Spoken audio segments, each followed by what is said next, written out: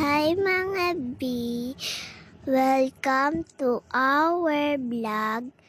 Nagsisipag-sipagan na naman ang aking nanay mga B. Lilinis nga pala mga B sa likod ng bahay si mama mga B. Tapos naglalaba rin po siya mga B. Naboboring kasi ang nanay ko mga B. Naboboring kasi ang nanay ko mga B, gawa ngang 1 week na siyang walang pasok. Mamaya niyan B, aawayan na naman kami niyan B. Hahaha, joke lang mga B.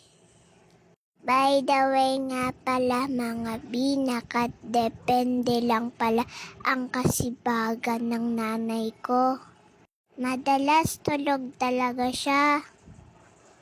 Mga B, sana po suportahan ninyo ang aking mga masusunod na video. Salamat mga B!